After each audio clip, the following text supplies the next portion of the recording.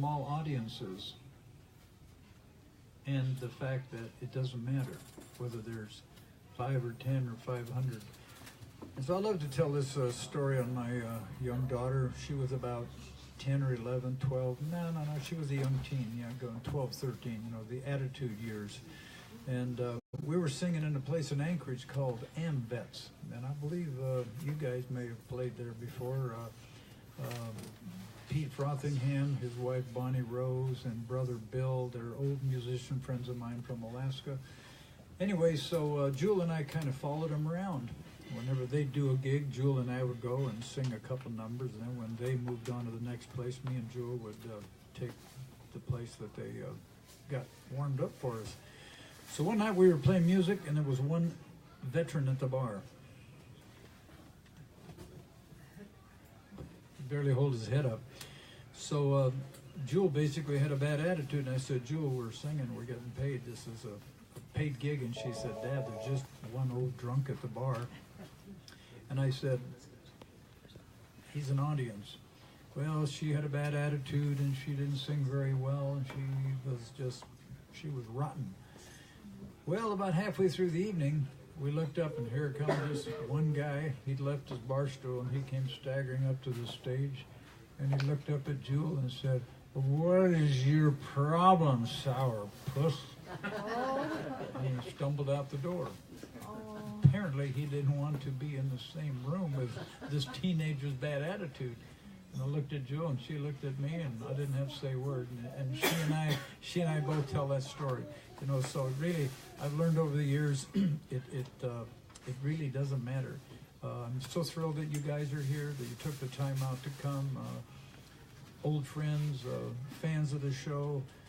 I just did this tour with Jewel and my two sons, East Coast to West Coast, North to South, and what an experience that was, to meet people from all walks of life, that some of them had driven 4, 5, 6, 7 hours to come and either hear Jewel or to meet the people they've been watching on this television show.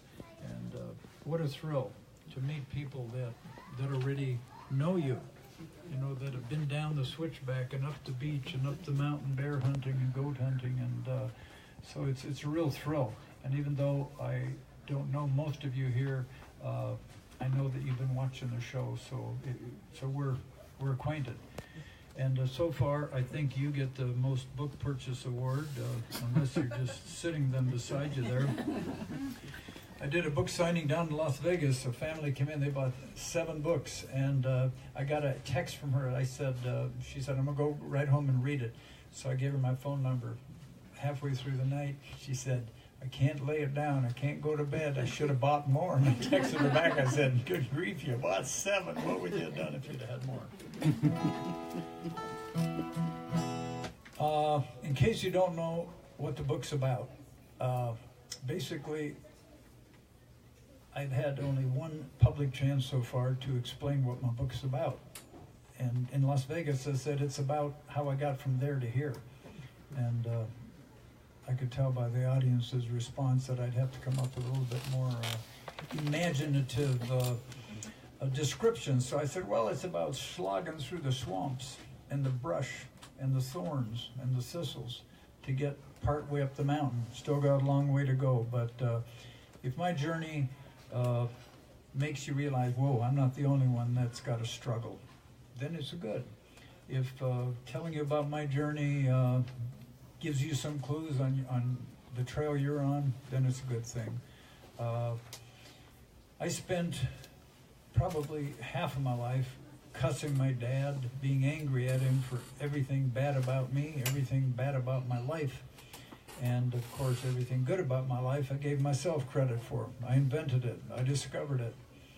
And then the turning point in my life was when I realized, my mom and dad did the best they could. They gave me a lot of good stuff. And it wasn't until I just let all the bad stuff go, call it raw portion cow manure, that you mix a little dirt with it and it becomes compost and you can grow roses. You go through life angry and bitter and you're not hurting anyone but yourself. So it wasn't until I realized, my mom and dad gave me great tools. They gave me the hard-working pioneer tools. They gave me a great example. My dad worked the land. My dad was a pioneer of the outer realms. I had to become a pioneer of the inner realms. And now there's all the good and new age gobbledygook psychobabble going on about enlightenment and living in the moment and all that stuff. And that's all good stuff. And you don't get there until you can look your past in the eye. The worst demons say, yep, that was my dad. Yep, that was me. That's what happened. That's what I did. Got to forgive it. Got to accept it. Got to just put it all in the mill and grind it up, because that's who we are. And then you can start moving forward. So that's that wasn't a bad description of my book right there.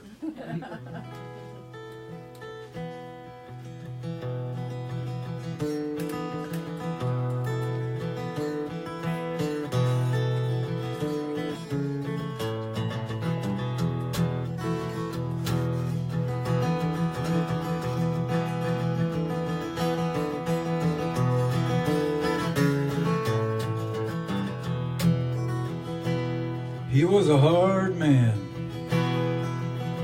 and it was a hard land, and I don't think I can even try to understand how it was back then. Strange land with no friends, only one place to begin.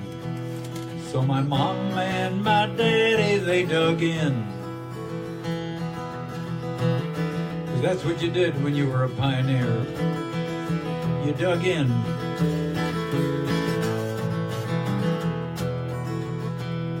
Hand tools in a 2-horse team, fresh eggs and whipping cream, picking mushrooms and wild greens, rich soil, fertile dreams.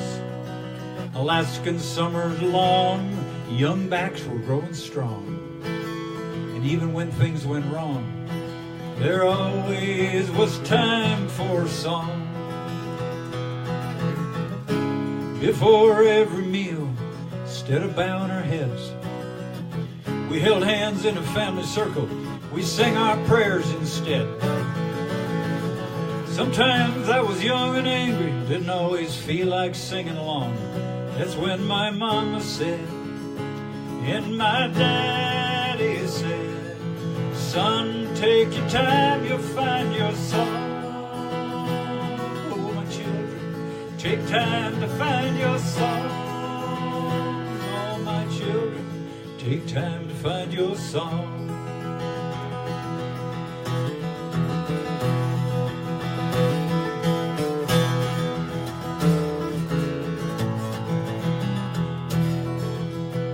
It was a jungle war on a foreign shore.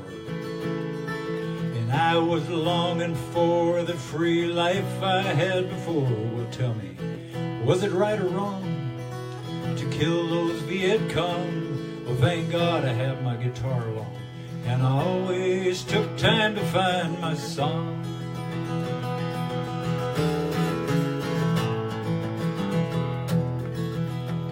I got married and had children too. Did all those things I swore I'd never do. I hate to think what I put them through. I was a single dad without a clue, but they're all strong today. Grown up, some moved away. They all write and play. They took time to find their songs in their own way. Sometimes in the middle of a long, hard day, not a word was said. We'd all stop what we were doing. We sang our work instead. Sometimes I was young and angry, didn't always feel like singing along. That's when my mama said, and my daddy said, son, take your time, you'll find your song. My children, take time to find your song. Oh, my children, take time to find your song.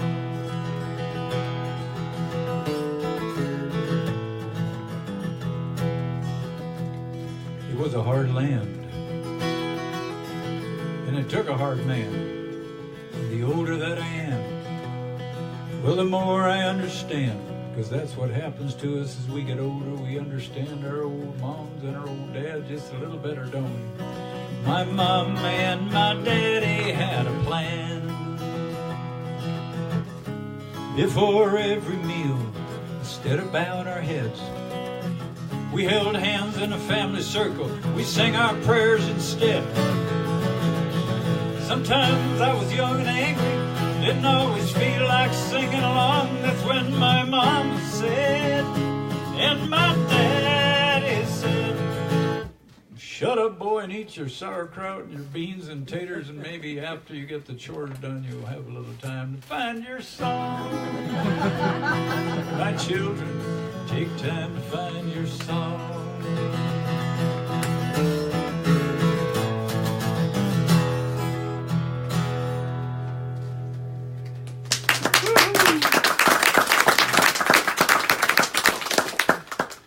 So I was playing in a place in Anchorage called the Wild Berry Products Theater. Just started in Homer, made everything out of wild berries, and then they went big time in Anchorage. They have a big theater, and I did a show there one summer. My last night of the summer, all of my siblings were there, except my sister from Germany. She'd broken her wrist doing something, and so her husband came. So there was 8 of us on stage, and sang some of the old songs that we sang as kids. French, Italian, German, Swiss, Swedish. What a privilege to learn foreign languages and to sing at the same time. Channel 2 News was there, and they did a nice piece on it. So after the news guy left, did all of his interviews, my sisters and brother looked at me and said, you know that song you sang, Take Time to Find Your Song, your mom and dad encouraging you to sing and all that. Are you talking about our childhood? Are you talking about the same mom and dad we had? And brothers and sisters of the, where are we? Third Place Bookstore, I am here to tell you. Here's what I told my brother and my sisters. I said, you know what? The more I tell myself I had loving, kind, patient parents, the more I tell myself that they took time to teach us the important things, the more I believe it. It doesn't matter if it was 2, 5, 10, 15% of the time, but the more you give thanks and the more you're grateful for the good that was there, the bad starts to fade and shrink and the good starts to grow. And pretty soon that 5 or 10% becomes your 100%. And that, brothers and sisters, is my simple philosophy of life. Now, my daughter wrote a book, and I wrote a book. There's a big difference between my daughter and I. She has beautiful vocabulary. She can out-talk psychiatrists, counselors, doctors. She knows all the descriptions and the scientific reasons why when you express gratitude, what happens in your brain. That certain part of the medulla lobola frontale or something shrinks and the pabanadusa balusa actually grows. She can talk all that stuff.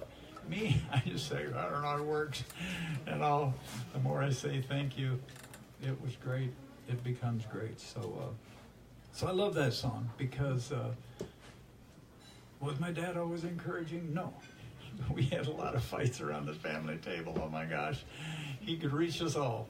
8 of us around the table, and with that long handled spoon, there wasn't a one of our heads he couldn't pop on. But you know what? I didn't do a lot better with my kids. The big difference was that my dad couldn't laugh at himself, and I can laugh at myself. And me and my kids get together now, and we laugh our ass off, you know, because that was someone else. That was someone else long ago. And so if there's anybody here in this fine congregation today who has any little demons that you're ashamed of, that you're scared of, that, you know, you want to forget about, don't. Go home tonight and look that worst demon right in the face and say, yeah, you little sucker, you were there and I was there and we did the best we could, and then you move on. I got to go to a songwriting festival in Deadwood, South Dakota. I'd never been to a songwriting festival. And these were going to be heavy hitters that had written songs for the big singers. But these were the songwriters behind the big hits. So I get down there and I meet these cats that had written these great songs. And I realized, hey, I'd never written a hit except for the theme song of Alaska, The Last Frontier. But other than that, but I went down there a little nervous. I thought, you know, I'm going to sing my old songs, those I've been singing for 20 or 30 years, the songs that have proven themselves my old steady standbys, the songs I can count on. I'm not going down there singing one of my new songs that I might mess up on or don't even know if people really like. And then this little voice came crawling into my head saying, well, you chicken son of a... What are you? Getting lazy in your old age? Where's your adventuresome spirit? You used to get out there and risk yourself all the time, do new things out there in the woods and the mountains. So I had this big debate with myself, you know, and so I wrote a song about it. And that little voice said, yeah, write a song and go down there and sing it. Brand new song. So I went down there, and you know what? Every songwriter there sang a song that they just wrote the day before. Because that's what songwriters do, you know, holding up your iPhone trying to read your lyrics that you wrote the day before. I ended up singing the songs on the tour across the United States with Otsley and Nikos harmonizing. So you'll have to imagine the three-part harmony, unless I can get Pete and Bonnie Rose up here to do a quick impromptu. You got your iPhone out. I don't know the word. So that was someone else long ago. And when you think back on things you used to do, you can feel bad that you can't do them anymore, or you can say, whoa, I'm happy that I once did them. When there's awful things you did long ago, you can say, yep, am I glad I don't do those things anymore. So when you look at the past, that was then, that you're someone else today. And then my daughter said, you know, Dad, it kind of makes you sound like you've given up. You need to say something in there about the fact that you're still going. So I put a bridge in the song. So of course, every time I sing this song now, I think of my daughter. And for you parents out there, no matter how old you are, it's not just if you have a little 6-week-old daughter named Presley on your lap. Isn't that a cool name for a little girl, Presley? That's cool. Or if you have grown kids, you're still an example to them. My kids tell me all the time that facing my demons has given them more courage to face theirs, and it's pretty awesome when you realize that at any age we're still an example to our kids.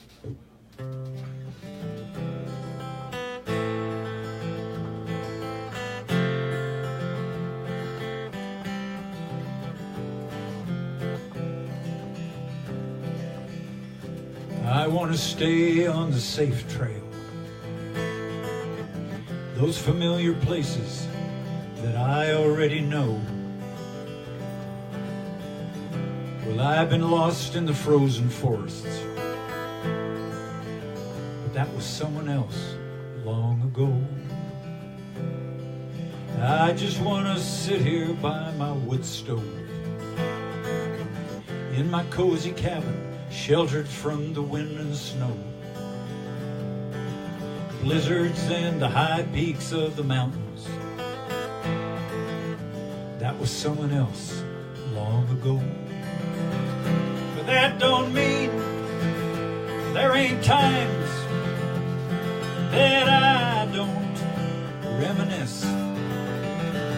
That don't mean there ain't things that sometimes I still miss. And when I hear that young man calling from deep down in my soul,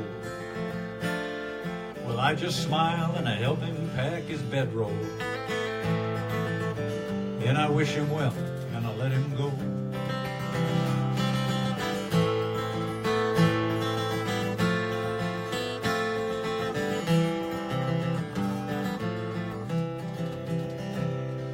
Well, I just want to ride my old pony. I trained him gentle, and we both moving slow. Those bronc-busting days are behind me now. That was someone else long ago. But I'll always be trailblazing, and I'm walking through a wild, unsettled land, going deep within places I've not been. My heart is now the compass in my hand. But that don't mean there ain't times that I don't reminisce. But that don't mean there ain't things that sometimes I still miss. When I hear that young man calling from deep down in my soul, well, I just smile and I help him pack his bedroll. Then I wish him well and I let him go. That was someone else long ago. That was someone else long ago.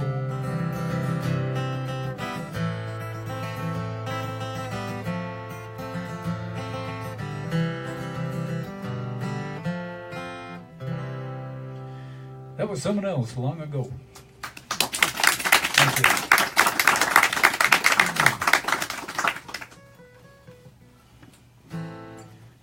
The last day of the tour was in a place called Hershey, Pennsylvania. And since it was the last night, we kind of cut up a little bit.